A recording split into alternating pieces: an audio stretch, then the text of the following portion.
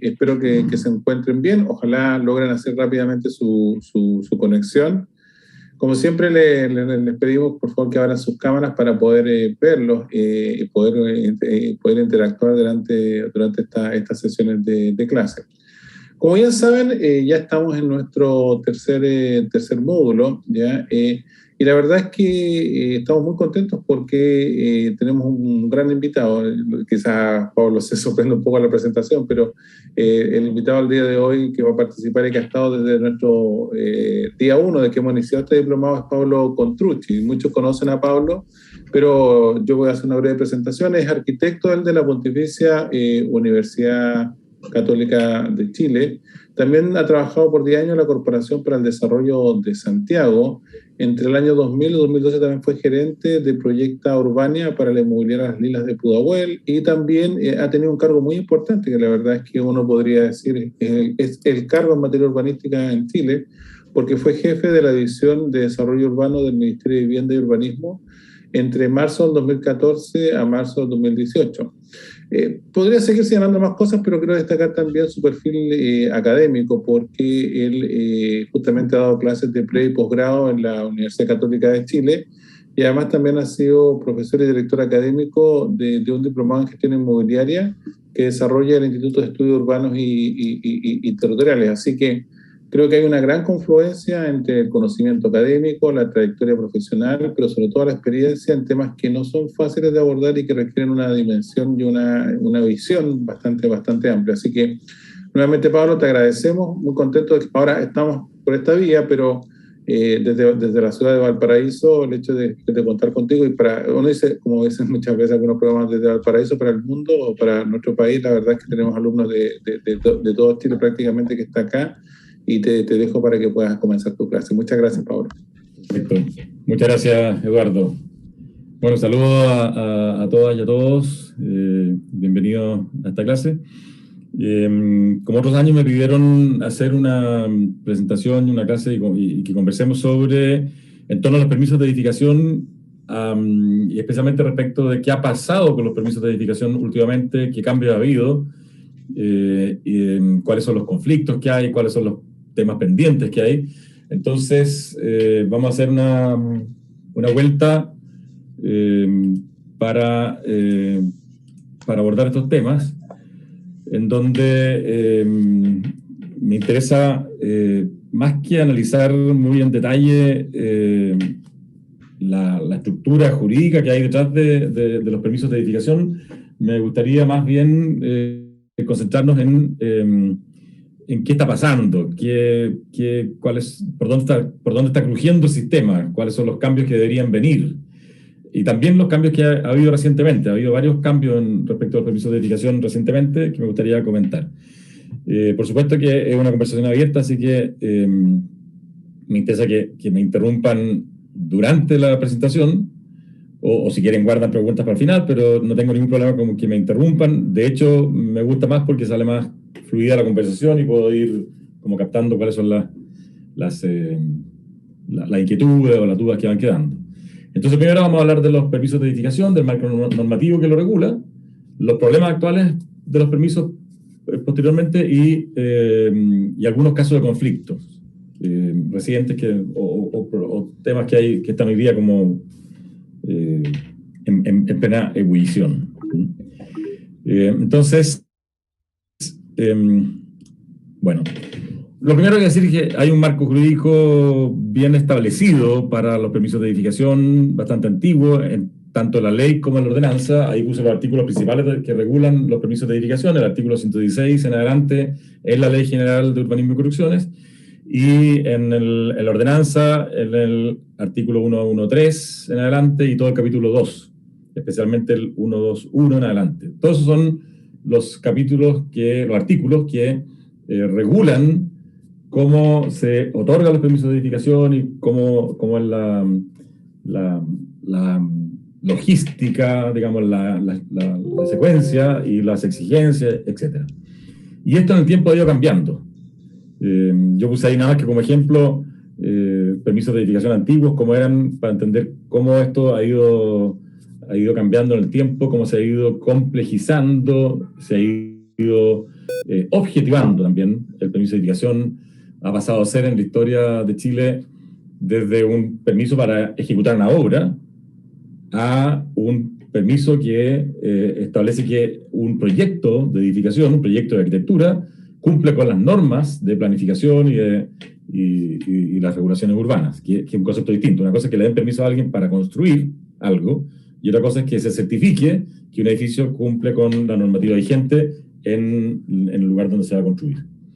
En ese sentido, los permisos tienen hoy día, yo diría, a mi juicio, para empezar a conversar, digamos, de cuáles son los temas que hoy día están más en discusión, es que, primero, que el permiso de edificación no es el permiso de edificación. Así de contradictorio. ¿Por qué? Porque no siempre permite construir. Y vamos a ver por qué, en su relación con otras aprobaciones sectoriales. Segundo, hay temas respecto de la vigencia. ¿Cuánto dura un permiso de edificación? Y eso eso ha cambiado en el tiempo. Ha habido distintas modalidades de establecer la vigencia de un permiso de edificación a lo largo de la historia en Chile, y hoy día también está en discusión.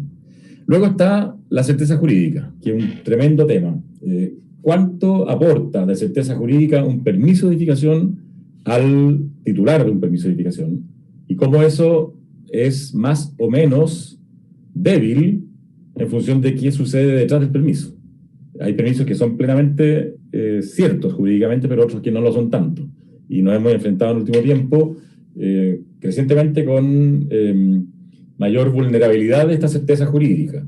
El sector inmobiliario se queja mucho de esto, porque es lógico que una empresa inmobiliaria que está comprometiendo altísimos recursos en un proyecto obtiene un permiso de edificación, y ese permiso de edificación siempre se entendió como un derecho adquirido para construir lo que estaba aprobado ahí. Sin embargo, eso no está siendo tan así últimamente, en parte porque los permisos tienen algunos permisos han tenido problemas en su emisión, problemas de cumplimiento de normativos, o han entrado en conflicto con otros cuerpos normativos, otros cuerpos legales que, como decía al principio, que no siempre el permiso de edificación es el permiso de edificación que permite construir. Entonces, ahí también a veces ha habido conflictos, y eso le quita cierta certeza jurídica a algunos tipos de permisos. Estamos hablando en el margen, porque la verdad que en Chile hay un promedio de 15.000 permisos de edificación al año, de todo tipo, desde ampliaciones hasta proyectos completos, y cuando se está discutiendo la certeza jurídica, se está discutiendo de una pequeña porción de eso que ha tenido algún problema. Luego está el tema de la participación ciudadana, un tema que en torno a los permisos de edificación es completamente nuevo, porque nunca se ha discutido la participación ciudadana en la génesis de los permisos de edificación. Sin embargo, en el último tiempo, también a partir ya de 2 décadas, yo diría, y crecientemente, un permiso de edificación obtenido de una dirección de obras, luego de aprobado, se enfrenta con el entorno social, y muchas veces aparece ahí el conflicto social, socioterritorial, y de ese conflicto muchas veces aparece la incerteza jurídica porque hay algún vicio en la emisión del permiso, o en el mejor de los casos hay por lo menos una dilatación de la fecha de inicio de obras porque los vecinos no quieren, se oponen o quieren investigar qué sucede con ese permiso, si está bien otorgado, si se ajusta a la norma o no. Muchas veces tiene que ver con que los vecinos no están al tanto de cuáles son las normas que rigen en el lugar, no conocen el plan regulador, entonces aparece el proyecto y recién se alertan de qué puede pasar en su barrio. Entonces, la participación ciudadana la pongo aquí como un tema y la vamos a abordar en particular porque es un tema nuevo en los permisos de edificación en Chile. Es un tema que no tiene canalización y que por lo tanto produce muchos problemas más que beneficios cuando está comprobado que una participación ciudadana bien canalizada, oportuna, informada y con una serie de otros requisitos mejora los proyectos y mejora el resultado. Luego está todo el proceso de otorgamiento y apelación. ¿Cuáles son las instituciones que entran en eso? Que también hay discusiones respecto de eso, hay algunas veces conflictos o fricciones. Y por último está el mal uso de normativas de excepción, que en algunos casos se ha vuelto un problema que no solo un problema del permiso que está siendo otorgado con una norma de excepción mal aplicada, sino que genera un deterioro en la reputación de la industria inmobiliaria que genera mucho daño. Entonces, eso es más o menos lo que quiero que revisemos hoy día. Entiendo que tengo hasta las 5:30 tiempo, así que vamos a ir más o menos rápido. Si tengo más tiempo, me dicen. ¿Sí? ¿Cuánto? 5:15. 5:15, ya, 5:15. Sí. Perfecto. Entonces, respecto al primer punto, de que el permiso de edificación no siempre es el permiso de edificación o no es el permiso final, el principal problema que hay aquí es que no se ha logrado integrar en la cadena de producción de un permiso final de edificación la vertiente de la Ley General de Urbanismo y Construcción y la ordenanza con la evaluación ambiental. Y después con la tercera pata, que es la evaluación del impacto de movilidad. Esa última pata está mejor integrada recientemente a partir de la ley de aportes. Pero también con la ley de aportes y con la ley de transparencia del mercado del suelo se pudo integrar un poco mejor con el sistema de evaluación ambiental estratégica, pero no están del todo integrados. Entonces, aquí se producen algunas paradojas. Por ejemplo, si yo quiero iniciar una obra y parto con obras preliminares, que es de acuerdo a la Ley General de Urbanismo y Construcción y a la UC, yo puedo hacer obras preliminares, incluso puedo obtener un permiso de obras preliminares, por ejemplo, hacer excavaciones, cierros, instalación de faenas, etc. Luego solicito un permiso de edificación, lo obtengo y yo debería iniciar las obras. Al iniciar las obras, me topo con la pertinencia de que mi proyecto entre o no al sistema de evaluación ambiental. ¿Por qué? Porque el sistema de evaluación ambiental lo que dice es que hay una serie de causales, ¿no es cierto?, que establecen que si yo debo entrar o no al sistema con mi proyecto. Pero dice que si yo tengo que entrar al sistema de evaluación de impacto ambiental, no puedo iniciar obras, no puedo iniciar acciones en el terreno antes de entrar al sistema y de obtener mi calificación ambiental. Entonces aquí se produce un bucle, porque la Ley General de Urbanismo y Construcciones me permite iniciar obras preliminares, que incluso yo puedo no saber todavía si es que el proyecto va a tener que entrar o no, va a calificar para entrar al sistema ambiental, y después cuando se define en el permiso que sí debo entrar, porque ahí están las reales magnitudes del proyecto, yo ahí tengo que entrar al sistema de evaluación ambiental y resulta que yo ya había empezado obras preliminares. Esto en un proyecto pequeño no es tan grave, pero en una urbanización grande, en un tema que compromete, por ejemplo, un humedal, que compromete ambientalmente el territorio, es un problema que no está resuelto y que tiene graves consecuencias en esta traba que hay para que la cadena de producción de un permiso sea fluida y que tenga todos los permisos sectoriales finalmente en un solo documento. Eso no está resuelto. Entonces, se ha mejorado, esto se mejoró, por ejemplo, con la ley de aportes y la ley de transparencia del mercado del suelo para hacer coincidir los plazos, al menos, entre la evaluación ambiental con las participaciones ciudadanas de, por ejemplo, de los planes reguladores. Eso ya es un avance. Un plan regulador, que no es un permiso de edificación, pero es parte de la cadena, ¿no es cierto? Un plan regulador hoy día puede tener participaciones ciudadanas paralelas con su evaluación ambiental.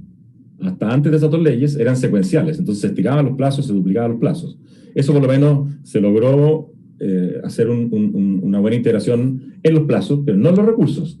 No la participación ciudadana para la evaluación ambiental no es la misma que la participación ciudadana para la aprobación normativa en tanto planificación urbana de un plan regulador. Y eso, el ideal sería que fuera una sola cosa y tener un ahorro ahí de recursos y hacer una participación ciudadana más integral y no separada lo normativo de planificación de el impacto ambiental en el entorno. Eso faltaría todavía por integrar. Respecto de el impacto en la movilidad, sí ha habido un avance importantísimo con la ley de aportes, porque bueno, se reemplaza el mecanismo de los EISTU, que era un mecanismo tremendamente discrecional, arbitrario y con una estructura jurídica muy, muy débil, tan débil que no podía ser mejorada porque no tenía un soporte que pudiera ser mejorado sin que fuera objetable completamente. Por lo tanto, cada vez que los gobiernos intentaron mejorar el sistema de los ISTU, la Contraloría le decía, ¿sabe qué? Mejor ni mueva ese decreto porque si lo mueve se cae completo. Entonces, bueno, hubo que aprobar la ley de transparencia, la ley de aportes al espacio público, que sí modifica el mecanismo de evaluación de la movilidad, reemplaza los EISTU por los informes de mitigación de impacto vial, genera una plataforma de evaluación y objetiva muchísimo el proceso de evaluación del impacto de la movilidad. Entonces ahí sí hay una mejora importante recientemente, aunque todavía no está de lleno funcionando, porque la ley de aportes tiene dos grandes contenidos. Uno, los aportes mismos, que es el mecanismo mediante el cual los proyectos en densificación van a ser aportes para invertir en los planes de inversión comunal de infraestructura de movilidad y de espacio público. Esa parte de la ley ya está operando.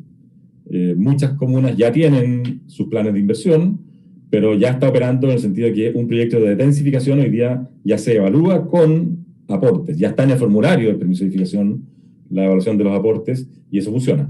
Pero la parte de la mitigación vial, del IMIR, del Informe de Mitigación de Impacto Vial, está suspendida por la pandemia entiendo que hasta noviembre de este año.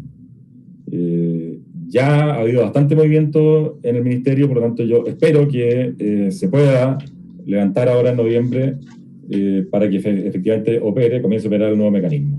Ya ha habido circulares, hay un manual, hay varios avances, así que yo me imagino que estará ya la plataforma en el Ministerio de Transporte para tramitar los IMIR disponible para una fecha próxima y que no haya que postergarlo otro año más porque queda muy descalzado esta ley a medias, digamos, que operando solamente con una parte y no con la otra.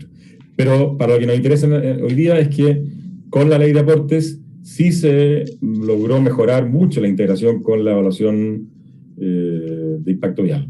De hecho, vamos a comentar más adelante la plataforma Doma en línea, que también está empezando a operar ya en la mayoría de las comunas, con varios tipos de permisos, que es un sistema centralizado, ¿no es cierto?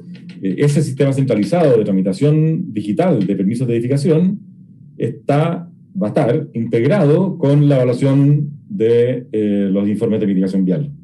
De manera que el titular, al comenzar a tramitar un permiso de edificación, al poner los datos del permiso de edificación, la superficie, el destino, la cantidad de personas, la densidad, etcétera, inmediatamente el sistema, la plataforma, lo va a canalizar al tipo de informe de mitigación vial que tiene que desarrollar para la evaluación de mitigación vial.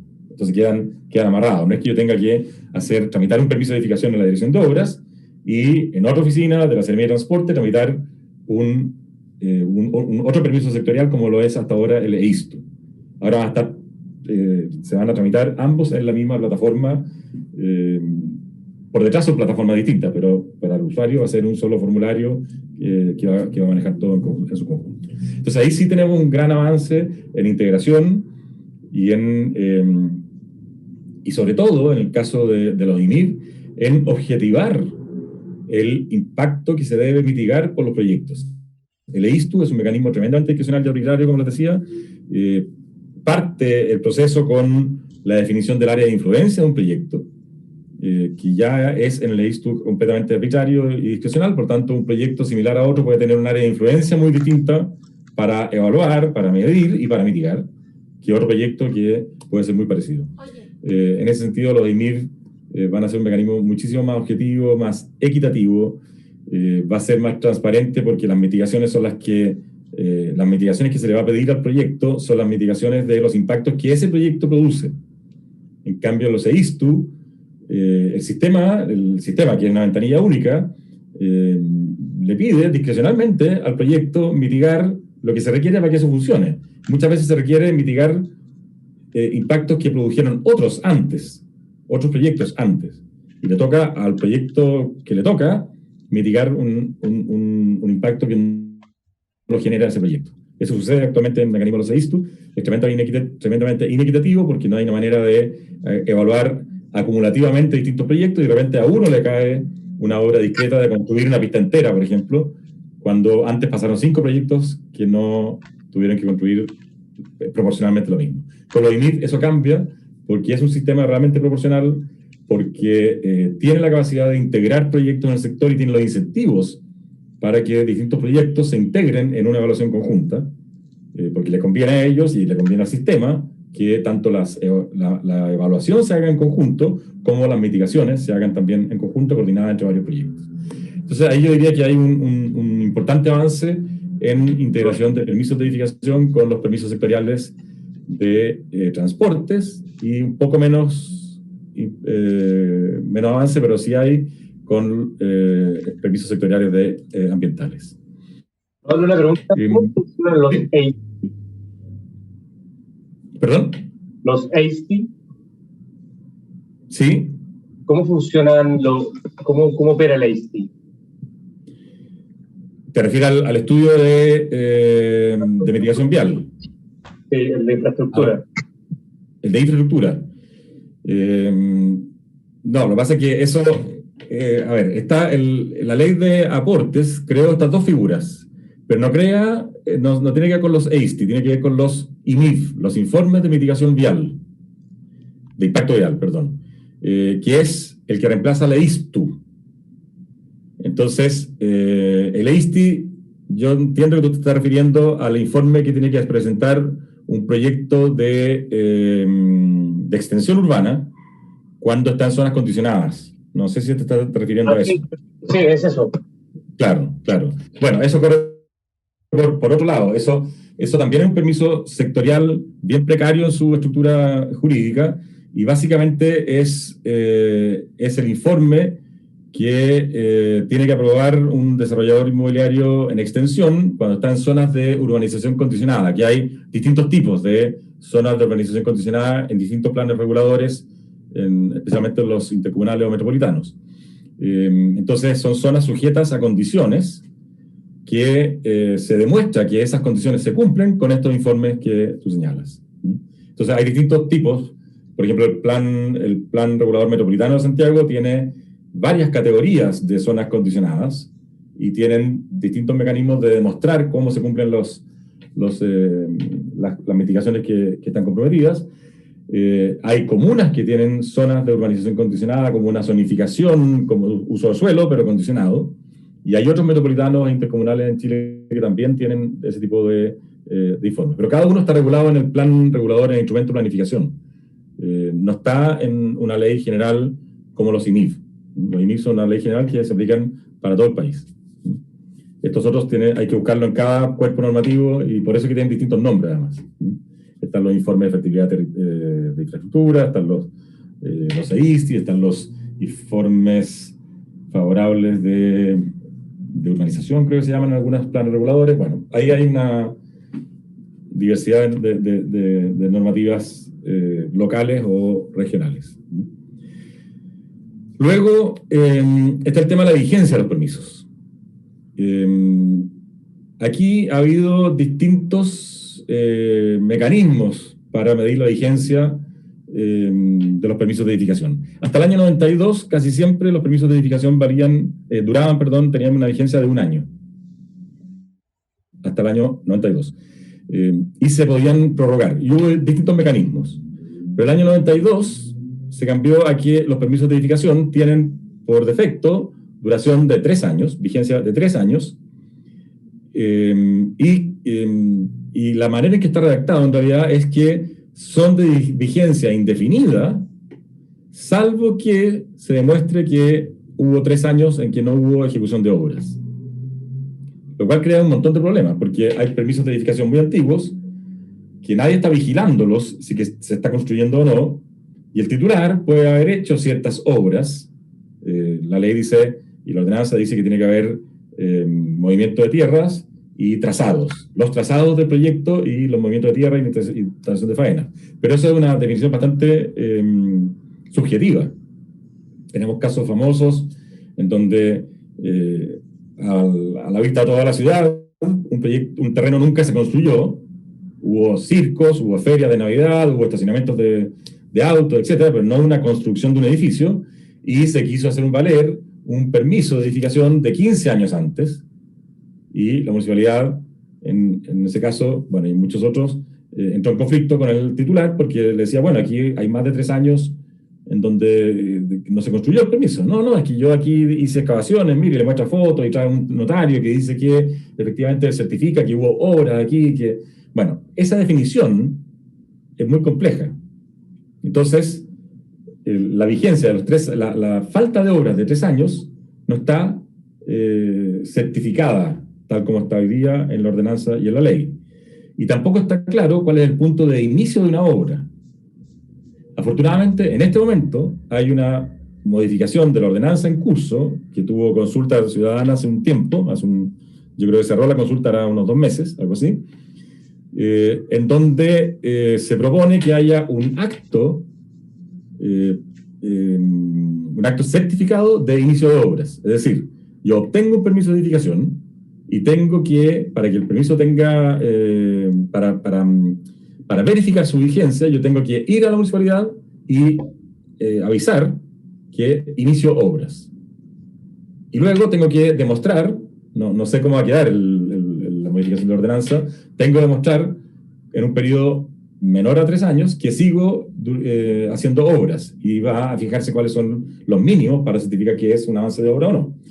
Hay permisos de edificación en donde, como el que yo les comenté recién, que evidentemente no había voluntad de edificar, sino que había voluntad de mantener el permiso, porque claramente en los 15 años había cambiado el plan regulador, las normas eran otras, en 15 años apareció la necesidad de hacer impacto vial, probablemente ese proyecto, por la dimensión que tiene, al que me estoy refiriendo, también tendría que haber hecho impacto ambiental, y por supuesto que el titular no quería perder su permiso original de 15 años antes, que le permitía construir más metros cuadrados y otros destinos que lo que le permitía construir después la nueva normativa. Entonces, ese es un caso muy, muy evidente. Pero hay otros casos que no necesariamente hay una especie de búsqueda de reservar la norma y dejar el pie metido con la norma antigua, sino que sencillamente, por la naturaleza del proyecto, se requiere un permiso de larga duración. Por ejemplo, un centro comercial de grandes dimensiones, o una industria que se construye por etapas. Incluso un proyecto inmobiliario de vivienda en extensión que se construye por etapas. Esos permisos tienen que necesariamente durar más de 3 años, en muchos casos. Entonces, el mecanismo que se está buscando ahora, que todavía no sabemos cómo va a quedar, busca que haya, certificación del inicio de obras, y se aclara qué es inicio de obras, se define qué es el inicio de obras, y por tanto el titular tiene que marcar el hito del inicio de obras, avisando a la municipalidad, certificándolo, y luego, durante el periodo de 3 años, seguir manteniendo algún mecanismo de verificación de que el permiso se sigue construyendo efectivamente. Aquí lo importante que tiene que lograrse es que haya vigencia del permiso de edificación asociada a una real voluntad de desarrollo y un real proceso de edificación. Cuando alguno de nosotros se interrumpe, el permiso se debería caer. En la mayoría de las legislaciones internacionales sucede eso. Cuando hay real voluntad de desarrollo y se demuestra que efectivamente hay un proceso de edificación en curso, los permisos mantienen su vigencia. Con distintos mecanismos, con renovaciones, como era en Chile antes, o con permisos de distintas duraciones, de acuerdo al tamaño del proyecto o a la complejidad del proyecto, o con mecanismos de verificación intermedia, como al parecer tendríamos que, como resultado de esta modificación de la ordenanza en nuestro caso. Entonces, bueno, aquí hay un problema que resolver, está en curso de resolución. Como decía Eduardo, cuando yo estuve en la División de Desarrollo Urbano y iniciamos esta modificación, por lo tanto lo que se está discutiendo ahora tiene origen en ese tiempo, y yo tengo bastante fe en que se pueda mejorar de manera importante el mecanismo. No es fácil ponerse de acuerdo en esto. El mundo inmobiliario quiere tener un documento impreso que diga que puede construir cuando quiera, porque cumple con las normas. Ese sería el ideal desde el punto de vista de un desarrollador inmobiliario. Pero ese documento, al cual estábamos acostumbrados a que fuera más o menos así, y que si yo tenía un documento en la mano, no había otro poder que me hiciera caducar ese ese permiso. Bueno, eso va a cambiar. Y eso no es fácil de ponerse de acuerdo entre los técnicos, los inversionistas, los inmobiliarios, etc. Bueno, este es el caso que yo les estaba comentando. Esto es en Santiago. Este es el proyecto, el centro comercial Alto Las Condes, y este terreno del frente, esta es la avenida Kennedy, ¿no es cierto? Y este es Padre Hurtado, y este terreno aquí tenía un permiso del año 2000, con un plan regulador que permitía construir 5 veces la cantidad de metros cuadrados que permite construir actualmente, con un permiso que se otorgó sin evaluación ambiental y sin evaluación de impacto vial, porque no existía en esa época. Y el titular quería hacer valer esto 15 años después, cuando todo había cambiado. Y entró en conflicto con la municipalidad. Bueno, al final el permiso se cayó, evidentemente. Aquí claramente no había voluntad de desarrollo durante todo ese tiempo. Aquí lo vemos como está utilizado como estacionamiento de autos, pero si uno ve fotos de Google Maps en otro momento, hay ferias de Navidad, hay circos, hay otras actividades. Y efectivamente acá hay unas excavaciones al fondo que no corresponden con el permiso de edificación. Sencillamente no se sabe si fue porque sacaron árido o qué, pero eso es lo que el titular decía, no, sé que aquí hicimos excavaciones. Entonces, bueno, ahí hubo toda una polémica. Este caso fue uno de los que detonó la modificación de la ordenanza que está ahora en pleno desarrollo y que yo creo que va a mejorar el mecanismo para transparencia a todos. Luego está el tema de la participación ciudadana. Este es un tremendo tema y en permisos de edificación es nuevo en Chile. Porque uno dice, bueno, más o menos lo que pensamos en Chile hasta ahora es que si hay un plan regulador que está aprobado, si el plan regulador y toda la ordenanza y la normativa y la legislación está aprobada por otros organismos, algunos de ellos con participación ciudadana, como los planes reguladores, ¿por qué el permiso tiene que tener algún grado de participación ciudadana? Esa sería como la reacción que podríamos tener hoy día frente a la idea de que los permisos de edificación tengan participación ciudadana. Sin embargo, hay razones por las cuales sí sería necesario que exista un cierto grado de participación ciudadana y que sería muy bueno, además, como resultado. Por ejemplo, cuando la normativa, que en el caso chileno, aquí yo sé que entre ustedes hay muchos abogados. En el caso chileno ustedes saben que nuestra legislación que hereda el derecho romano es una legislación y una normativa que es taxativa, que es escrita, que es prescriptiva, etc. Pero que no va al caso, es general. Una zonificación de un plan regulador es genérica, abarca toda una zona y se aplica de la misma manera en esa zona. No tiene el mecanismo la finura o la discrecionalidad, en el sentido positivo, de ver el caso a caso. ¿Qué sucede cuando la configuración del terreno es tal? ¿Qué sucede cuando en esta zona se dan ciertas condiciones? O se dan ciertas geometrías, etc. En esos casos, la normativa nuestra es tremendamente ciega. No es capaz de prever un mecanismo un poquito más fino. Yo acabo de hacer un trabajo para Chillán y me encontré con que la normativa de Chillán, después del terremoto, es una normativa muy interesante, tenía una zonificación en el damero. Ustedes no sé si tienen la imagen, no sé si hay alguien aquí de Chillán, pero tiene un damero muy interesante con sus 4 plazas, la plaza de armas al medio, etc. Y tenía una normativa en algunos sectores que se aplicaba para la manzana una cierta altura, pero las esquinas podían tener una altura mayor si es que se ponían de acuerdo los 4 vecinos que enfrentaban la esquina. Si es que las 4 esquinas se ponen de acuerdo, podían subir en 1 o 2 pisos, no me acuerdo, la altura es muy baja en todo caso, era pongámosle que 2 pisos todo el cuadrante central de Chillán, pero las esquinas podían elevarse a 4 pisos, por ejemplo, si es que había acuerdo entre los vecinos, entre los 4 que enfrentaban la esquina. Es una norma que tiene la capacidad de bajar a terreno y de captar la particularidad del lugar, que en este caso es la esquina. Bueno, esa normativa hoy día no podría existir por nuestra estructura legal, cómo está establecido en la ley, cómo se diseñan los planes reguladores, ¿Por qué? Porque se beneficia de una norma objetiva, transparente, clara y que no tenga estas situaciones que podrían darse interpretación. Recién estamos entrando en las normas condicionadas que comenté hace un rato, y tenemos planes reguladores que tienen normas condicionadas. Recién se acaba de legislar en la ley de aporte y en la ley de transparencia del mercado del suelo la posibilidad real, con respaldo jurídico, de que los instrumentos de planificación tengan normas condicionadas. Sin embargo, nos encontramos con un plan regulador tan antiguo como el de Chillán, que contenía normas condicionadas. Entonces, bueno, vuelvo al tema de la participación. Como nuestras normas son de aplicación universal, plana, por así decirlo, y no tienen la capacidad de registrar el caso particular, normalmente nos encontramos con problemas que muchas veces generan conflicto socioterritorial. Por ejemplo, típicamente cuando hay zonas que tienen zonas calientes inmobiliarias donde hay mucha edificación, es muy distinto cuando unos vecinos se enteran que cambia el plan regulador y hay un proceso de cambio de plan regulador y dicen que va a subir las alturas.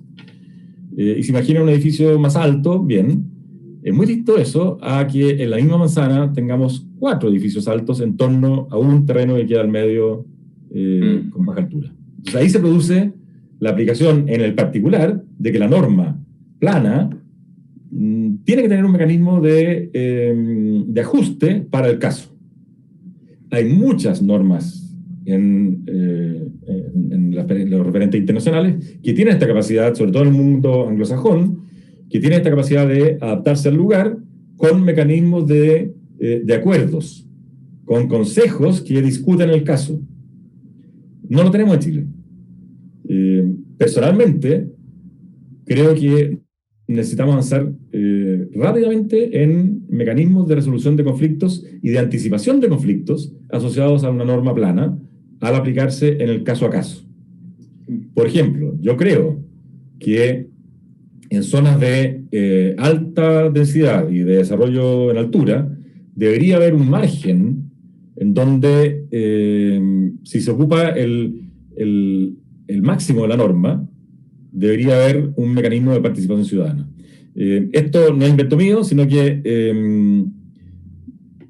lo que estoy mostrando ahí son imágenes de Toronto. Toronto cuenta con un mecanismo de este tipo, y hay muchos otros lugares que cuentan con un mecanismo de este tipo, en donde hay una norma que es dual, por así decirlo. Imaginemos que el plan regulador tiene un cierto barrio, tiene, de hecho, un caso que yo conocí, en el cual participé, me tocó participar en Toronto, era en un barrio que la norma tenía 2 versiones. La versión básica, que permitía edificar vivienda en 4 pisos, como máximo. Si un titular quería construir un edificio de vivienda de 4 pisos, hasta 4 pisos, obtenía un permiso de edificación como lo entendemos nosotros. Cumplía con la norma, obtiene un permiso de edificación y lo puede aplicar y edificar.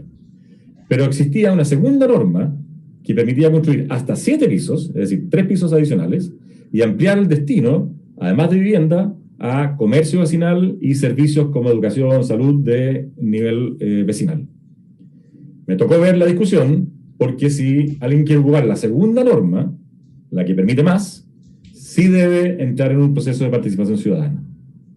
El proceso de participación ciudadana, que esa imagen que está ahí de nuestros casos, lo lleva un panel que está conformado por expertos, profesionales, una comisión de hombres buenos, como diríamos aquí en Chile, pero también con participación ciudadana directa, representativa, seleccionada aleatoriamente por distintos estamentos. Entonces, ¿a qué me estoy refiriendo con esto?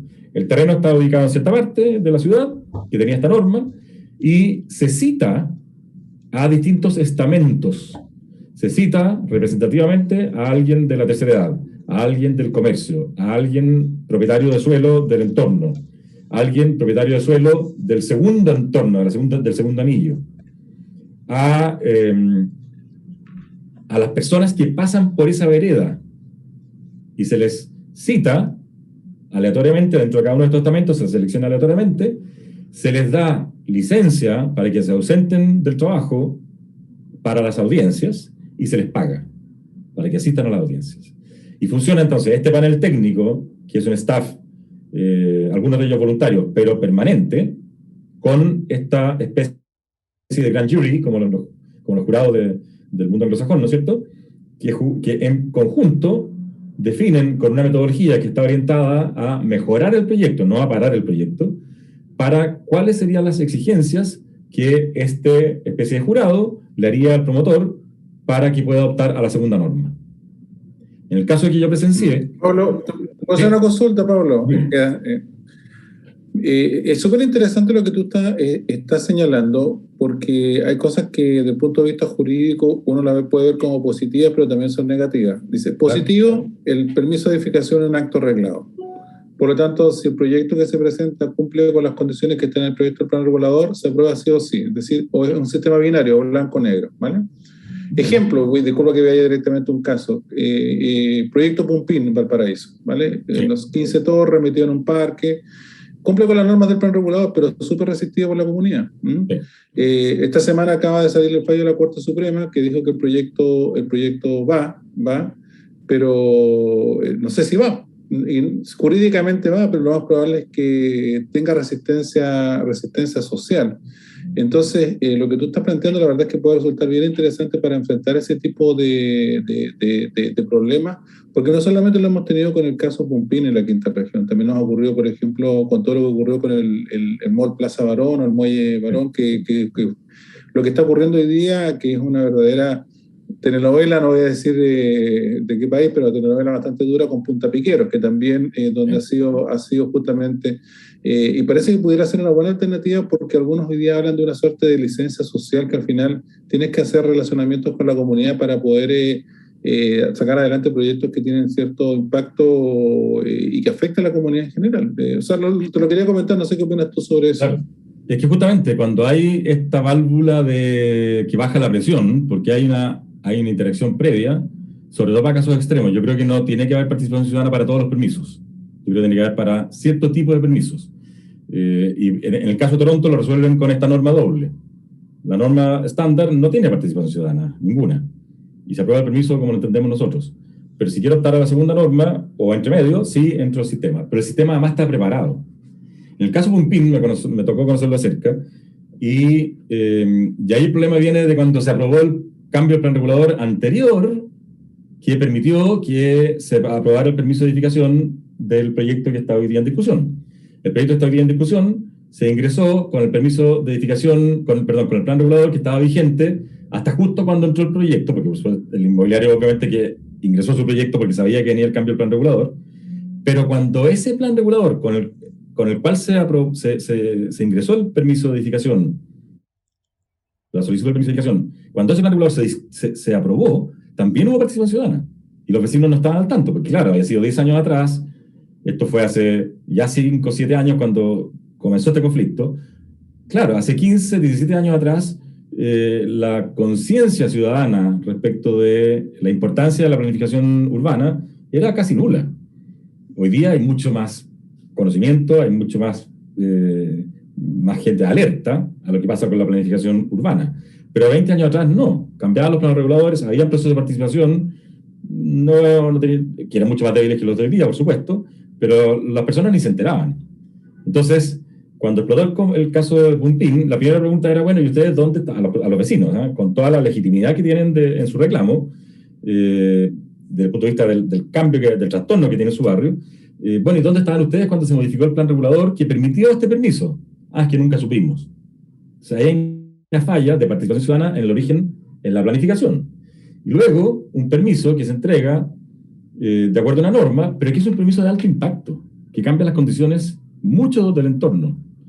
Entonces, ahí es donde debería haber un mecanismo de interacción social oportuna, que tampoco sea que la comunidad tenga decisión de cómo se hace el edificio, sino que cuál es el margen. Y eso es lo interesante de la metodología que yo observé en Toronto, porque la dinámica que había ahí era muy dirigida, toda la dinámica de interacción social, y era evidentemente orientada a mejorar el proyecto. En ningún momento se habló de parar el proyecto. En parte porque el titular tiene siempre la válvula de escape que, bueno, yo hago la norma mínima y no le pregunto a nadie. Cuando vengo a preguntarles es porque quiero hacer más y parto porque tengo que preguntarle a un estamento formado más por ciudadanos, pero también por por actores técnicos del mundo del desarrollo urbano. Entonces, está esa mediación que permite que con una buena metodología la discusión sea para mejorar el proyecto y no para parar el proyecto. Quiero citar a Mauricio Varela, el gerente general de Socobesa.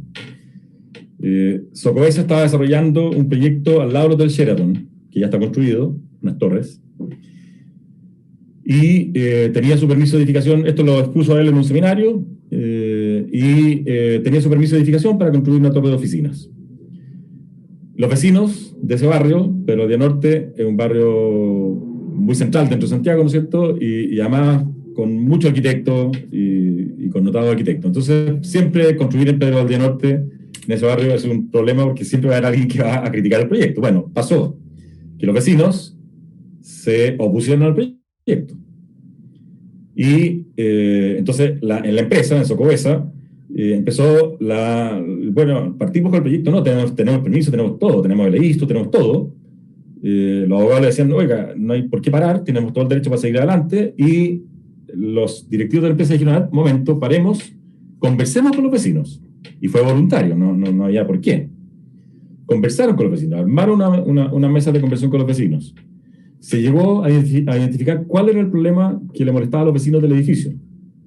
Y era que, dado los movimientos vehiculares, la salida de estacionamiento del edificio, los autos que iban y venían de este edificio tenían que circular por la red de calles menores del barrio, antes de entrar a las calles mayores, a la vialidad interurbana, o sea, urbana. La empresa se dio cuenta de eso, modificaron el EISTO, hicieron un EISTO nuevo, lo aprobaron en un mes, de manera que los autos que circulaban para ese edificio pasaran directamente a las calles principales y a la autopista Costanera Norte, que pasa por ahí también, y evitando que pasaran por dentro del barrio. Mauricio Varela, el gerente de Socobesa, decía, el error era nuestro. El error se hubiera evitado si nosotros hubiéramos tenido un proceso de conversación con los vecinos antes. Lo hicimos a tiempo, lo logramos manejar en un mes, se demoró un mes, se atrasó ese proyecto un mes para ponerse de acuerdo con los vecinos y el proyecto salió adelante. Entonces, lo digo porque es un caso muy objetivo, presentado y conocido por todos, además por todos los del ambiente por lo menos, y en donde efectivamente el propio titular dice, aquí la participación ciudadana nos mejoró el proyecto. No fue la clásica imagen que tiene el mundo inmobiliario respecto a la participación ciudadana, es que nos van a parar los proyectos, no quieren que construyamos. Probablemente estamos ante un caso muy virtuoso, de una empresa que tenía una muy buena disposición y de vecinos que tenían mucha capacidad de discusión también, porque había muchos que conocían la materia. Entonces se pudo llegar a un acuerdo fácil. Pero con el caso de Toronto hay mecanismos y hay dinámicas que se podrían instalar para resolver los conflictos de los casos conflictivos. Esto no estoy hablando para sacar un permiso para construir una casa ni para ampliar la casa, sino que cuando es un proyecto que tiene un impacto mayor. Entonces, por eso pienso yo que podría ser cuando se ocupa el máximo de la norma, o un porcentaje del máximo de la norma, medido en altura, o medido en constructibilidad, o como sea, o con un mecanismo de norma dual, como lo tiene Toronto, y hay otros mecanismos también disponibles en otras partes del mundo. En Chile tenemos algo de esto en el sistema de evaluación, en donde si un proyecto cumple con las exigencias para tener que someterse al sistema de evaluación de impacto ambiental, ahí sí hay participación ciudadana, pero no está reglamentada de manera que sea una participación ciudadana que conduzca a mejorar el proyecto. No hay una metodología adecuada para eso, ni financiamiento, ni nada de lo que comenté en Toronto. Entonces, ahí hace falta avanzar claramente hacia esa línea. No sé si hay preguntas respecto a esto. Hola, ¿se escucha? Sí, hola, Rodrigo. O sea, respecto a esto yo creo que estoy claro, pero puntualmente como mencionaron el caso de Punta Piquero, quería consultar si es que hay claridad en el fondo, que si la Corte Suprema termina dictaminando que el permiso es ilegal en ese caso, porque no se había realizado previamente, la evaluación de impacto ambiental, por eso pregunto, no estoy tan claro. Y bueno, no sé si eso se sabe o no, o sea, si alguien lo tiene claro, a lo mejor no necesariamente... Yo no lo tengo claro, es que no me metí en el caso en particular con mucho detalle. Yo te puedo responder, Pablo. Ya. Yo te lo puedo responder, ¿vale? Lo que sucedió es que hay varias sentencias de la Corte Suprema en el caso Punta Piquero. Y la última es del 2019, de diciembre. Pero el año 2012 ocurrieron dos cosas que también son interesantes respecto a lo que dice Pablo. Primero, se dijo que el permiso de Punta Piquero, como afectaba al interés general, a la comuna tenía que publicarse. Entonces ordenó la publicación del permiso. Luego, cuando se publicó, lo impugnaron. Y la discusión era si tenía o no estudio de impacto ambiental o bastaba solamente una declaración. La Corte Suprema dijo que necesitaba estudio. Y como no tenía estudio, ordenó anular el permiso. Se discute, y creo que después la Corte Suprema reconoce un poquito el error porque dice que una cosa es el permiso y son las normas urbanísticas y otra cosa es la legislación ambiental. Pero como el 2012 había dicho que el permiso era nulo porque no tenía estudio de impacto ambiental, la empresa hizo después el estudio de impacto ambiental, nuevamente se impugnó ante el Tribunal Ambiental, nuevamente el tema llegó a la Suprema, y la Suprema dijo, bueno, ahora tiene estudio de impacto ambiental, no hay problema, pero es que yo lamentablemente en 2012 anulé el permiso. Así que tiene que sacar nuevamente el permiso. ¿Cuál es el gran problema? Que ese permiso está sometido a lo que se conoce como la ley Lorca. Y la ley Lorca no solamente exige que lo apruebe el director de obra, sino que además el Consejo Municipal. Entonces, ahí justamente, o sea, ya no tienen, podríamos decir, los votos en el Consejo Municipal para poder hacerlo. O sea, no tienen justamente RCA, no tienen permiso porque está anulado, y justamente es muy difícil que puedan sacar el permiso. Entonces, y tienen la obra construida, así está ahí ya bastante avanzada. Disculpa, Pablo, solamente para comentar eso. No, bien, yo no sabía exactamente tampoco. Gracias. Interesante. Gracias, Gracias, Pablo. Sí. Perfecto. Bueno, luego está, más o menos parecido a lo que acaba de comentar Eduardo, cuál es el proceso de otorgamiento y apelación y cuáles son las instituciones que entran. Y en general está esta secuencia que pongo ahí de quien otorga el permiso de edificación y a quién se puede apelar. Y ese es el orden, ¿cierto? Primero es la municipalidad la que entrega un permiso de edificación. Si hay dudas, si hay una impugnación, lo ve la Seremi, que corresponda. Si aún todavía hay quejas, alguien puede acudir a la Contraloría y finalmente a los tribunales, en esa secuencia. Esto pasa tanto para el otorgamiento como para la revisión de un permiso de edificación o la solicitud para impugnarlo, etc. Esto yo diría que funciona bastante bien. No hay conflictos de atribuciones y está más o menos ordenado. Hay algunas cosas que sí se echan de menos. Por ejemplo, cuando alguien se queja a la Seremi de que no le entregan un permiso de edificación, por ejemplo, yo soy el titular, soy el arquitecto, tramito un permiso de edificación en una dirección de obra y la dirección de obra no me entrega el permiso. Y se demora, y me tramita, y me pide, o me pide una segunda acta, por ejemplo, que no responde, yo me puedo ir de queja a la Seremi. La Seremi, hay un procedimiento establecido para que le pida el expediente a la dirección de obra, y hay un plazo para que la dirección de obra se lo entregue. La Seremi revisa, y si me encuentra razón, dice a la dirección de obra, le dice, ¿sabe qué? Usted tiene que entregar el permiso, pero no tiene poder sobre la dirección de obras. La dirección de obras puede decir, bueno, sí, usted opina que sí, pero yo no lo entrego. El conflicto que hay hoy día en Recoleta, con el edificio que está construido, pero todavía no habitado, no entregado, del conflicto que tenía Jadwe con esa inmobiliaria, no sé si se conoce ese caso bien conocido, pasa algo parecido. Los tribunales ordenan que se entregue el permiso de edificación, o sea, que se reciba el permiso de edificación. Pero no hay, y ahí no manejo cuál es el mecanismo, pero no tiene potestad sobre la municipalidad para que lo ejerza y lo haga. Ahí ha habido propuestas, en el caso de la Seremi, de que exista la facultad que la Seremi pueda otorgar el permiso cuando establece que el permiso se debe otorgar y cumple con la normativa. Ese mecanismo existe para casos de emergencia, por ejemplo, cuando hay un terremoto, una zona de catástrofe, o un incendio, etcétera, la Seremi de Vivienda puede otorgar permisos de edificación. Entonces, podría existir un mecanismo de ese tipo, de cuando hay queja y la dirección de obra entra en conflicto con el titular, porque a veces es por cualquier por problemas que no tienen incluso que ver con el permiso directamente, que pudiera intervenir la Seremi para revisar el expediente, verificar que estaba correcto y apruebe el permiso. Y también podría existir al revés, que si hay una impugnación de un permiso por un vecino, la Seremi lo revise y si efectivamente el permiso está mal otorgado, la Seremi tenga la facultad de anularlo. Eso no existe hoy día. Eso ha pasado también. Muchas veces la Seremi ha revisado los proyectos, los permisos, mal otorgados. Recordemos el caso de Estación Central. Más adelante tengo algunas láminas, no creo que vamos a alcanzar a verlas, pero sí les voy a mandar la presentación, ahí las pueden ver. La Seremi, habiendo detectado que los permisos estaban mal otorgados, solamente podía oficiar a la dirección de obra y decirle, mire, sus permisos están mal otorgados. No siga aplicando esa norma de esa manera. Pero la dirección de obra siguió en rebeldía y siguió otorgando permisos de edificación con esa norma mal interpretada. Luego está en el proceso de otorgamiento y apelación también yo creo que esto es una gran novedad, que es el DOM en línea. Esta es una plataforma que está desarrollando el MIMBU, ya está en marcha blanca, en la mayoría de las comunas, con algunos permisos, con algunos trámites, pero crecientemente se van incorporando más comunas y más trámites.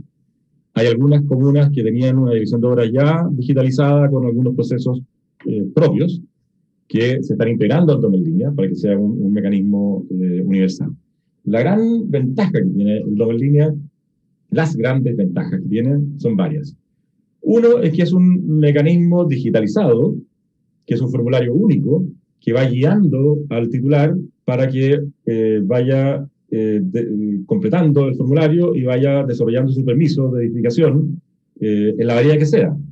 Tenemos permisos de una variedad enorme de tipos de permisos. Pensemos por ejemplo, en un loteo, en donde yo compro un terreno que es un lote solamente, que solamente ha tenido urbanización, y un lote que nunca se edificó, y ahí construyo una casa.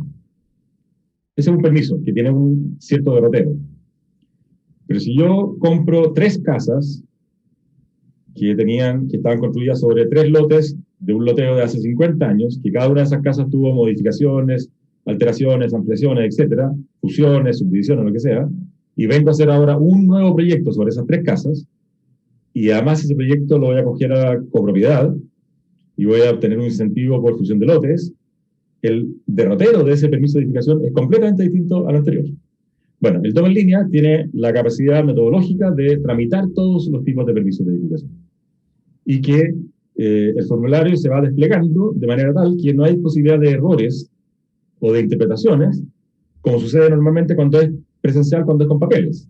Que todos sabemos que tramitamos un permiso de edificación en una comuna y me piden ciertos papeles en cierto orden y en ciertos formatos, y en la comuna al lado, el mismo proyecto me lo piden completamente distinto. El DOM en línea va a uniformar los procesos. Pero más allá de eso, va a ser capaz de integrar con otros certificados que emite el Estado. Por ejemplo, cuando tenemos que entregar un permiso de edificación o solicitar un permiso de edificación y yo tengo que entregar un certificado de dominio vigente, el avalúo fiscal, etcétera. Otros documentos que entregan otros organismos del Estado. Entonces yo tengo que ir a otra oficina del Estado, obtener un certificado y incluirlo en una carpeta y llevarlo a la dirección de obras. En algunos casos puedo escanearlo y subirlo a un sistema digital que tiene la dirección de obras en particular. Pero tiene que haber alguien al otro lado que revise que yo subí un documento que es válido. El DOM en línea va a tener integrados a esos otros sistemas, a esas otras instituciones. Entonces el certificado de avalúo fiscal va a aparecer en el expediente automáticamente. No sé si ustedes han tenido la experiencia de obtener permiso de circulación de un vehículo en comunas que tienen ya sistemas integrados, en donde uno ha obtenido el seguro obligatorio en una empresa de seguro privada. Y luego me meto a la municipalidad, a la dirección del tránsito, a tramitar mi permiso de circulación, y pongo mi patente, mi placa patente, y aparece el seguro que ya lo tengo comprado y validado por la municipalidad porque están integrados. Ese servicio va a estar el DOM en línea, va a integrar a los otros organismos. Y eso va a simplificar y va a darle mucha transparencia a la documentación que se maneje en el sistema. El DOM en línea, bueno, aquí tengo algunas láminas que también se las voy a dejar porque estamos bien avanzados en la hora y quiero por lo menos alcanzar a tocar algunos otros temitas.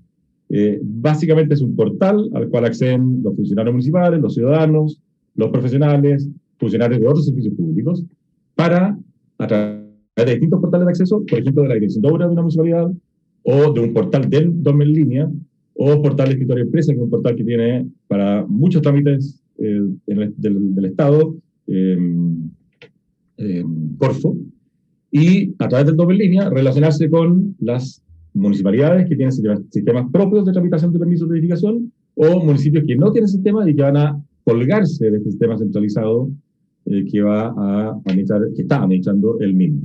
Y también la CEREMI, cuando reemplazan a las direcciones de obras, que este es un caso adicional también a de las catástrofes, cuando hay comunas que no tienen dirección de obras, porque son comunas muy chicas o con muy pocos recursos, la CEREMI puede actuar como dirección de obras. Entonces el DOM en línea se relaciona con estas tres entidades que tengo ahí en la gráfica arriba, que son los que otorgan el permiso o tramitan el permiso de edificación. Pero lateralmente se va a comunicar con la Subdere para las firmas digitales y para otros certificados, con impuestos internos, con el INE para los formularios y con el sistema de evaluación de impacto de movilidad, que es el de los IMIP, los informes de mitigación de impacto vial de la ley de aportes. De manera que la plataforma va a vincular todos estos organismos, está vinculando todos estos organismos actualmente para tramitar permisos de edificación. Como les decía, esto va crecientemente cubriendo más comunas y más tipos de trámites. En algunas comunas solamente se puede tener un certificado de informaciones previas, en otros se puede hacer el permiso completo. Va variando, hay algunas comunas que van de piloto más anticipadas que otras, y hay varias comunas que tienen sistemas propios que se están conectando al sistema centralizado con unas interfaces para que operen en conjunto. Esto tiene otras grandes virtudes. Las comunas tienen gran disparidad en capacidad técnica, profesional y de equipos para tramitar los permisos de edificación. Y esa capacidad está relacionada con la dimensión de los permisos. Comparemos una comuna como Viña del Mar, por ejemplo, o Providencia, que tienen equipos profesionales grandes, capacitados, que tienen buena infraestructura, que tienen buenos sistemas informáticos, y tramitan permisos de edificación de edificios de vivienda, principalmente, y comercio, y edificios bastante estándar. Comparemos esa situación con Sierra Gorda, que tramita un permiso de edificación de una minera. La asimetría es enorme, es enorme. Eso se presta para errores en la entrega de esos permisos y se presta para corrupción. Porque puede haber discrecionalidad en ese permiso. No estoy refiriendo a Sierra Gorda en particular porque pase algo ahí, sino que puse un caso porque se enfrenta a una gigante transnacional, una dirección de obras que no tengo idea, el caso de Sierra Gorda o Guara o no sé cuál, si tiene siquiera un director de obras, ¿no? y qué profesión tiene el director de obras. Entonces, la asimetría es enorme. Si esa dirección de obras está conectada al sistema DOM en línea, basta que haya una persona que sepa manejarlo, y no va a haber esa disparidad. Va a tener la misma capacidad de tramitar el permiso de edificación que la dirección de obras de Viña del Mar o de Providencia. Entonces también genera una equidad territorial importantísima en ese sentido. Luego, el último punto que quiero tratar es el mal uso de normas de excepción, principalmente normas de excepción. En algunos casos no son normas de excepción que se usan mal, pero muchas veces las normas de excepción sí generan conflicto porque se usan de una manera inadecuada o mañosa. Aquí puse 3 casos. El uso del suelo en primer piso, por ejemplo, en un caso reciente, también al lado del Hotel Sheraton, pero es otro proyecto, en donde en el mismo terreno del Hotel Sheraton se aprobó un permiso, que bueno, hubo que anularlo, en donde se construía un edificio con varios pisos, en circunstancias que el terreno ya tenía copada su constructibilidad y su ocupación de suelo, sobre todo, su ocupación de suelo, lo tenía ocupado con el hotel. El hotel ya tenía el máximo incluso superaba la ocupación de suelo porque desde que se aprobó el permiso de edificación del hotel y se construyó hace varias décadas, a hoy el plan regulador cambió y hoy día tiene menos ocupación de suelo disponible. Por lo tanto, no había ni un metro cuadrado de ocupación de suelo disponible para construir algo más en el terreno del hotel. Sin embargo, se aprobó un permiso. Y el permiso hacía uso de una interpretación mañosa de una excepción que hay en la norma que dice Cuando un edificio en su primer piso tiene áreas de uso común de vivienda, esa superficie puede descontarse de la ocupación de suelo. Entonces, este proyecto tenía subterráneos, tenía un primer piso transparente, no tenía piso, digamos, tenía abierto, y era de uso común, y luego venían varios pisos del segundo hacia arriba. Entonces, el permiso se otorgó porque en el primer piso tenía solo uso común. Entonces no computaba en ocupación de suelo. Una interpretación absurda y mañosa de una norma de excepción. Bueno, vino la polémica, terminó anulándose el permiso. Ahí es evidente que se está usando una norma de excepción para darle vuelta y sacarle un rendimiento al suelo que la norma no tiene contemplado para ningún caso. No considera, no era posible ahí construir un metro cuadrado más. Sin embargo, se aprobó un permiso de edificación de varios centenas de metros cuadrados adicionales. Luego, lo que es bien común, pero que se ha ido aclarando con algunas de las leyes recientes y con jurisprudencia, la combinación de incentivos. Hay normas que tienen incentivos y hay normas que tienen incentivos en las normas generales de la ordenanza y la ley general de urbanismo y construcciones, pero también hay incentivos en los planes reguladores. Por ejemplo, incentivo de conjunto armónico o de fusión de lotes que están en la ley y en la ordenanza, con incentivo, por ejemplo, de mayor constructibilidad a cambio de soterramiento de cables, que tiene algunos planes reguladores. Bueno, hasta hace unos años, hasta hace una década, yo diría, había poca claridad en cómo se podían combinar estos incentivos. Y muchas veces se combinaban todos. Entonces se multiplicaban unos sobre otros.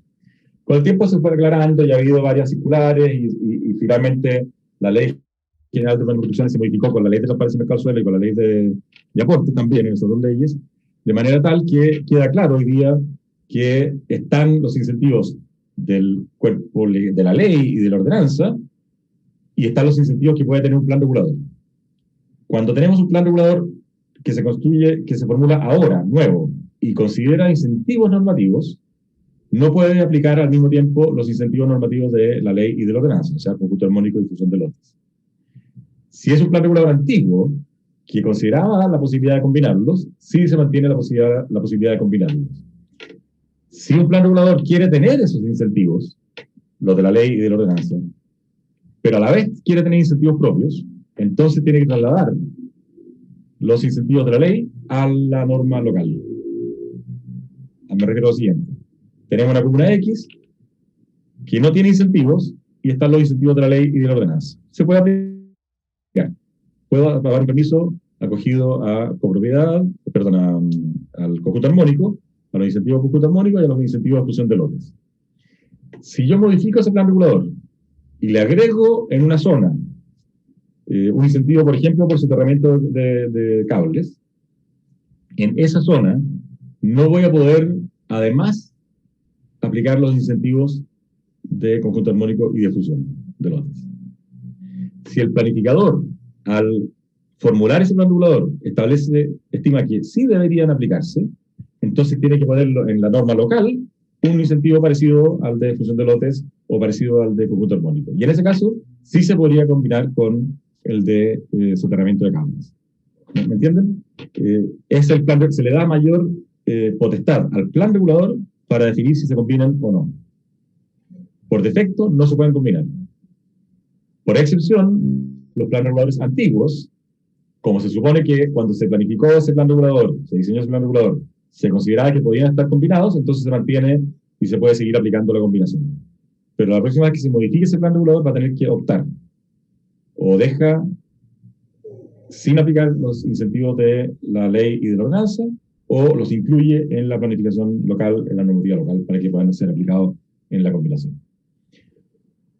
Luego está otro caso que traje, que es el de densidad habitacional y destino hotel. Esto es un caso que está crecientemente aplicado y que está haciendo una maña y yo encuentro que incluso con falla la ética. Sucede que los planes reguladores, ¿no es cierto?, establecen densidades máximas, no siempre, pero la mayoría sí, Y además de eso está la norma general que el destino habitacional de hotel y apart-hotel no cuenta como densidad habitacional. Cuenta como carga de ocupación para otros efectos, pero no cuenta como densidad habitacional. Entonces, ¿qué hacen algunos desarrolladores? Aprueban un permiso de edificación que tiene copado, por ejemplo, de apartamentos, 11 pisos, de 4 departamentos que llegan a la densidad máxima que permite el plan regulador. Sobre esos 11 pisos, o mezclados, le agregan otra cantidad, pongámosle otros 11 pisos, que tienen los mismos departamentos, pero son solo una unidad, no están divididos, no están separados por unidades vendibles, sino que es una sola propiedad y se acogen a aprobarlo como apart-hotel o como hotel. En la práctica son los mismos departamentos de abajo que se aprobaron como aportando densidad, pero los de arriba, estoy poniéndolo de arriba por una imagen en la cabeza nada más, pero puede ser de cualquier forma, pero los nuevos, los adicionales, no suman densidad habitacional porque son aprobados como hotel o como apart-hotel. Estamos en un momento en donde el mercado inmobiliario ha girado fuertemente hacia lo que se llama los multifamily, que es una empresa inmobiliaria que es propietaria de gran cantidad de unidades de renta. Entonces, esa empresa, una de esas empresas típicamente financiadas por fondos de inversión, van y compran este apart-hotel, que tiene, por ejemplo, 25 departamentos. Y los arriendan a una familia cada departamento, igual que los de abajo, que son propiedades individuales vendibles por separado en copropiedad, bajo el régimen de copropiedad. Entonces, aumentan la densidad real del edificio, transgrediendo la norma local con esta artimaña de utilizar la densidad nula que aporta un hotel o un apart-hotel. Yo he visto casos en Maipú, en donde la normativa permitía construir en un terreno bastante grande, sin límite de altura, permitía por densidad, daba para construir 2 torres, y hay una tercera torre, un caso que está hoy día en plena discusión, y hay una tercera torre destinada a apart-hotel completamente, con 300 y tantos departamentos. Y incrementa la densidad permitida en algo así como el 60%. Entonces, estamos ante un caso que, efectivamente, claro, es una transgresión del espíritu de la norma absoluto. Y bueno, finalmente, y ya estamos a 2 minutos del tiempo, está el caso de los predios rústicos, la ley 3516, o de parcelas de agrado, como se llama coloquialmente, que también ha habido movimiento en el último tiempo. La ley 516 es la ley que permite subdividir terrenos rurales fuera de áreas urbanas, que tiene un origen agrícola, en particular de la reforma agraria, que fue creada para regularizar la pequeña propiedad rural, pero todos sabemos que se ha ido utilizando en el tiempo con fines urbanos o suburbanos. Y todo el mundo mirando un poco para el lado, y se ha ido subdividiendo el territorio nacional en lotes de 5.000 metros cuadrados, en la mayoría del territorio, algunas excepciones como las áreas metropolitanas de Concepción, Gran Concepción, Valparaíso y Santiago, en donde la subdivisión predial para esta misma ley por los planes reguladores intercomunales o metropolitanos es de 4 hectáreas, pero el resto del territorio es de 5.000 metros cuadrados. Bueno, y esto se riñe directamente con el artículo 55 de la Ley General de Urbanismo y Construcciones, que dice que fuera de los límites urbanos no se puede urbanizar. Y todos sabemos que con este mecanismo se hacen loteos suburbanos, que son prácticamente parte de la ciudad. Bueno, esto venía, como les digo, todo el mundo mirando para el lado, nadie sabía mucho qué hacer con esto, hasta el verano de este año, que hubo un conflicto en Panguipulli, donde vecinos impugnaron una subdivisión de este tipo, que era una subdivisión predial de lotes rústicos, pero que además tenía espacios comunes, porque era un condominio de segunda vivienda de alto nivel, entonces tenía equipamiento deportivo, clubhouse, etcétera, y además los terrenos se iban a vender con las casas construidas. O sea, era una operación inmobiliaria. Bueno, y la Contraloría Regional falló finalmente en que ese permiso debía someterse primero, lo que dijo en realidad la Contraloría fue, instruyó a la Seremi de Vivienda y al SAG para que cumpla sus funciones. Básicamente lo que dice es eso. ¿Y cuáles son las funciones? El Seremi tiene responsabilidad de vigilar, dice la ley, o vigilar creo que es la palabra, que no se abran nuevas urbanizaciones en zonas rurales. Entonces la Contraloría Regional le dice al Seremi, oiga, haga su pega, y vaya y vea este proyecto y vea qué hace. Bueno, el Seremi se metió y bueno, hubo que, entiendo que se tuvo que anular el permiso, está judicializado, por supuesto, pero se paró el caso. Y luego en la misma región, en la región de Los Ríos, ha habido nuevos casos. Ahora la alcaldesa Valdivia tiene parado varios proyectos de subdivisiones prediales de este tipo por las mismas razones. Adicionalmente a esto, posteriormente, varios meses después, apareció otro caso en la comuna de La Barnechea, creo que fue, que sentó otro precedente que la Contraloría dijo, aparte de lo que ya había dicho la regional de Los Ríos, dice en este caso, esto claramente es una actividad que no es agrícola. Y la 3516 es una ley que permite subdividir terrenos para uso agrícola. Si no tiene uso agrícola, entonces tiene que someterse al artículo 55 de la Ley General de Urbanismo y Construcciones, que es la manera en que se tramita un permiso para autorizar una actividad que no sea la agrícola en un terreno rural. Entonces, este año hay estos dos cambios combinados. Todavía no hay una integración sistemática y debería pasar a una modificación de la ley, me imagino yo, en donde, por un lado, los Seremis y los SAC tienen que ejercer su facultad de vigilar que no se abran urbanizaciones, que se consideren núcleo urbano, fuera del límite urbano, y dos, que las parcelas 3516, que no son absolutamente agrícolas, deben tramitarse también con el artículo 55 de la Ley General de Urbanismo y Construcciones. Eso cambia claramente y hoy día entonces hay una corrida de aprobar rápidamente en distintas regiones subdivisiones prediales, además calza con los retiros del 10% de la AFP, entonces hay regiones donde hay una oferta enorme de parcelas de 4.400.000, que más o menos, o de 8.800.000, que son 2 retiros del 10%, para aprovechar antes que esto cambie, porque todos saben que esto va a cambiar. De hecho, ya hay un proyecto de ley en discusión en el Parlamento para modificar la 3516. Profesor. Sí, dígame. Yo sé que estoy pasado la hora, o sea, estamos pasados la hora. No quiero alargar esto, pero ¿puede acompañar el último pronunciamiento que usted indicó, que no lo tengo en mi radar? Sería muy interesante revisar. El último, ¿no? No el de usted dijo que en algún momento la Contraloría habría dicho que tendrían que pasar por el 55. Eso me parece interesante. Sí. Eso fue no lo tengo aquí a la vista, pero no me acuerdo exactamente el caso, pero fue hace unos meses. Te lo puedo conseguir, se lo mando a través de Loreto o de... Agradecido. Sí. Estamos. Bueno, solo para está el caso de Estadio Central, que lo quería ver, pero estamos ya fuera del tiempo. Básicamente lo que quiero señalar aquí con el caso de Estadio Central es que hay un polígono, solamente muy corto para decir dos cosas. Uno, el problema de Estadio Central no es falta de planificación urbana como quedó en el ambiente y en la prensa, que no haya plan regulador. Aquí efectivamente había un problema con el plan regulador, pero había planificación y había plan regulador metropolitano. La zona roja, esta es la comuna de Estación Central, la zona roja tenía una particularidad que era una zona que cuando se formó la comuna de Estación Central, heredó ese territorio de la comuna de Santiago y por lo tanto heredó el plan regulador de la comuna de Santiago muy antiguo.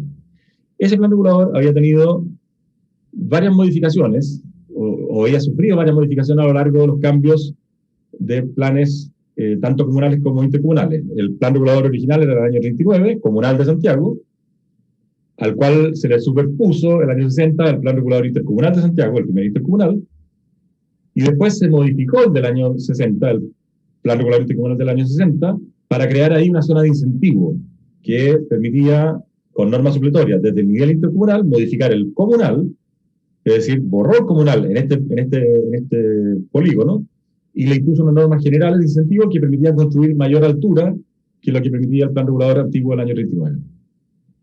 Y eso quedó en vigencia, pero no operó porque no se crearon las condiciones económicas, estamos hablando del año 80 y tanto, plena crisis económica, por lo tanto no tuvo un efecto de que aparecieran grandes edificaciones con este incentivo. Luego viene el año 94, que se reemplaza el Plan Regulador Intercomunal de Santiago, que tenía esa norma de incentivo para este polígono, por el PRMS, que no tenía una norma de incentivo. Por lo tanto, nos quedamos con un PRMS general y un hoyo en el Plan Regulador Comunal. Entonces, habiendo un hoyo en el Plan Regulador Comunal, cualquier comuna que no tiene plan regulador aplica al intercomunal, si es que existe, en este caso existía, pero el Plan Regulador Comunal solamente decía que en esa zona se podía construir de manera aislada o continua. De eso se agarró la municipalidad, los interesados, para decir, bueno, se puede construir de manera continua. Como no tenemos una norma de definición de la altura máxima de la continuidad, la altura es ilimitada. La interpretación correcta de ese caso es que si la norma permite aislado o continuo y la norma continua no está completa porque no tiene el límite de altura, que muchos de ustedes que son abogados lo saben mejor que yo, tiene que tener un límite. Como no tiene el límite, no se puede aplicar esa norma. Se debió aprobar siempre permisos en formato aislado. Cosa que la Seremi de Vivienda se lo comunicó a la Dirección de Obras el año 2009, mucho antes del conflicto que estalló el 2013, cuando empieza a aparecer una secuencia de permisos de edificación, como el que estamos viendo en pantalla, en donde hacen uso de la edificación continua, ese murallón en la edificación continua, lo que estamos viendo ahí, con altura ilimitada, hasta 44 pisos. Hay un proyecto aquí que tiene 44 pisos. Entonces, bueno, y luego empezó el conflicto ya abierto, en donde la Seremi, la División de Desarrollo Urbano, entró en conflicto con la Dirección de Obras, la Dirección de Obras seguía en rebeldía otorgando permisos, hasta que, por intermedio de la Intendencia, se logró enviar estos proyectos y exigírsele a estos proyectos que ingresaran al sistema de evaluación de impacto ambiental porque estaban alterando el entorno, como dice la ley de bases, el medio humano. Y en el mecanismo, y en ese sistema de evaluación de impacto ambiental, ahí se evaluaron estos proyectos y se estableció que tenían que tener unas mitigaciones muy altas por lo demás. Y mientras tanto se judicializó, llegó a la Corte Suprema, y la Corte Suprema, diciembre del año 2019, falló que había que anular estos permisos. Se otorgaron 150 permisos, no estamos hablando de unos pocos, 150 permisos con este mecanismo, con dolo. Con dolo, avisaba a la Dirección de Obras, avisaba al alcalde, con conflicto entre las instituciones, y finalmente la Corte Suprema falló estableciendo que había que anular esos permisos. Por supuesto que los que ya se habían construido no se pueden anular, pero todos los que venían adelante sí se tenían que anular. Hay algunos que están anulados, otros que están todavía en conflicto. Discúlpenme la rapidez y la velocidad y el resumen, pero va a quedar las láminas para que las vean.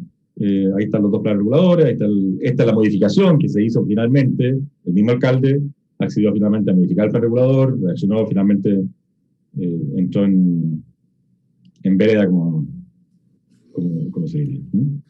Y disculpa, Pablo, para un poco abusar aunque sea un par de minutos. Esto también yo encantado me quedo más. Sí, una modificación legal que al final establece normas supletorias. ¿Qué te parecen a ti esas normas que frente a la ausencia de regulación, justamente esto? Disculpa, quizás no lo tengo. Creo que fue la Ley de Transparencia del Mercado de Suelo la que hizo justamente esa regulación.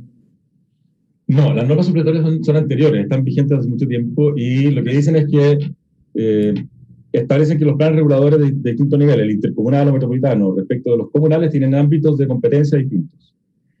Entonces, por ejemplo, el plan intercomunal o metropolitano puede fijar el límite urbano, o puede establecer zonas de riesgo, o puede establecer zonas de protección de quebrada, por poner algunos ejemplos. El comunal no puede modificar aquello, pero puede establecer mucho más normas, mucho más finas. Por ejemplo, altura máxima, distanciamientos, cercos, todo lo que conocemos como normas locales, ¿cierto?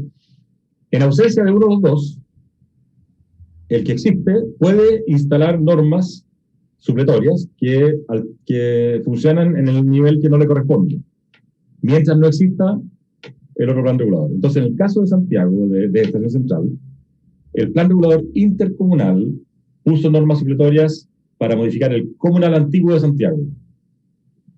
ahí significa que en ese perímetro se borró el plan regulador comunal antiguo, el del año 39, quedó en blanco el plan regulador comunal de Santiago, y operaron las normas supletorias desde el nivel intercomunal, pero con definición de carácter comunal como la altura y la densidad. Entonces, ahí funcionaba.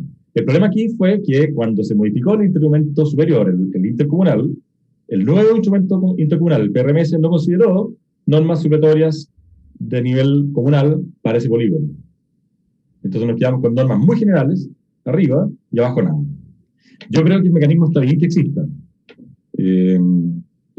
pero probablemente hay que regular más qué sucede cuando uno falla. Bueno, de hecho, la ley de transparencia del mercado del suelo, sí, en eso tiene razón Eduardo, la ley de transparencia del mercado del suelo agregó normas no supletorias, porque no son lo mismo, sino que son normas como de respaldo. Cuando todo falla, hay normas ahora que establecen, por ejemplo, que si la normativa falla en los dos ámbitos, un permiso de edificación se puede otorgar, pero tiene ciertos parámetros que respetar. Por ejemplo, la altura promedio de las edificaciones del entorno, el tamaño, la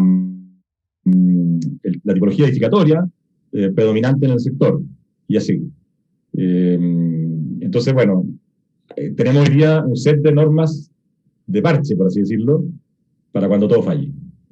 Yo tengo mis dudas de que esas normas funcionen bien, no porque estén mal diseñadas, sino que creo que llegado el momento va a haber alguna judicialización de eso y se van a impugnar esas normas para que haya más libertad para diseñar, digamos, y para construir más, y no limitado por esos límites que son límites muy difusos, son los parámetros muy difusos, difíciles de establecer. Me parece bueno el espíritu, pero creo que no está bien definido en lo técnico. Efectivamente. Y veo que está entrando José Gabriel Unduraga, que creo que ya hace la clase después que viene, así que yo encantado de hacerlo, pero le envío entonces la presentación. Sí, en todo caso, está referido al artículo 28 King, que es justamente que está hoy día en la ley general. Bueno, Pablo, nuevamente muchas gracias, y siempre nos quedamos con ganas de seguir una hora más. Vamos a ver cómo lo que está ahí más que tiene que ver con la ley de aportes. Vamos a hacer una consulta pública para que podamos ampliar una hora más tu clase. Así que nada, un abrazo y hacemos la pausa, y ya en 10 minutos más vamos a volver, que le toca al profesor José Gabriel Undurraga. Muchas gracias, un abrazo. Gracias. Gracias. Gracias. Gracias. Muchas gracias.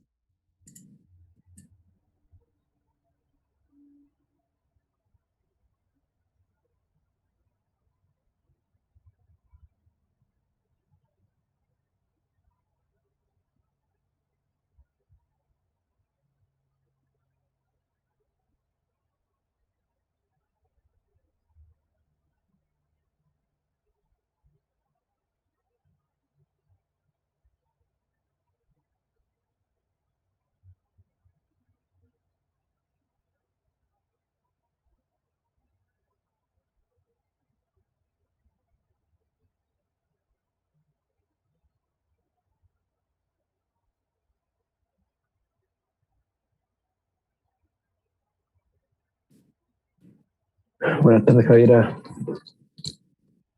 Hola José, ¿cómo estás? ¿Y tú? Bien, gracias. El profesor Contrucci terminó recién su clase, así que si te parece, empezamos en unos 10 minutos. Sí, no hay problema. Perfecto. No hay Volvemos problema. 20 para las 6. Sí, pero te quedas, si te puedes quedar un segundo, te lo agradecería para que veamos bien la proyección de la clase. Sí, claro, Lo está proyecto habilitado todo. ya como coanfitrión, si quieres la prueba de inglés. Ya.